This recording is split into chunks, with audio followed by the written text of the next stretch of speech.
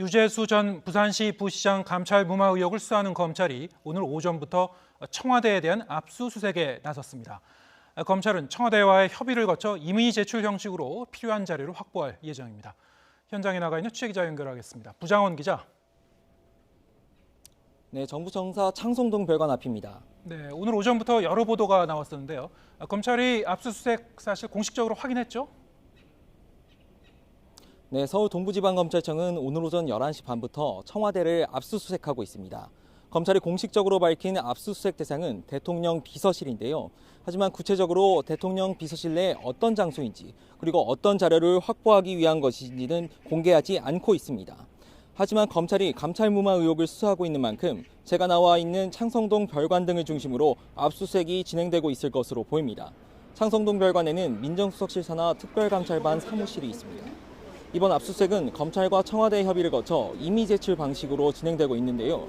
청와대는 주요 국가보안시설로 해당 장소에 책임자 승낙 없이는 압수수색할 수 없기 때문입니다. 과거 우병우 전 민정수석이나 청와대 특감반 사찰 의혹 수사 당시에도 임의 제출 방식으로 진행됐습니다.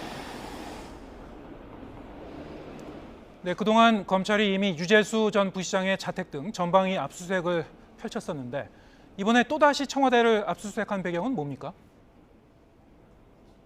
네, 그렇습니다. 검찰은 앞서 유재수 전 지난 2017년 청와대 민정수석실에 유 전 부시장에 대한 감찰 자료를 확보하기 위한 것으로 보입니다.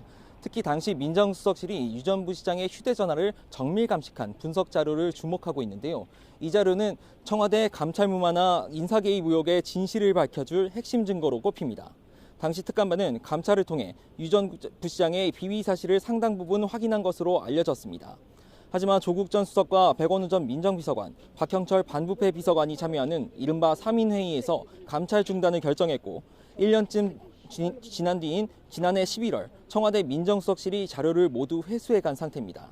검찰은 지난 10월 말부터 유 전 부시장 자택을 포함해 여러 곳을 압수수색했지만 정작 휴대전화는 확보하지 못했고 이 때문에 이번에 청와대 강제 수사에 나서게 된 것으로 알려졌습니다. 검찰은 오늘 확보한 자료를 토대로 보강 수사를 벌인 뒤 조만간 핵심 관계자들을 직접 불러 조사할 것으로 보입니다.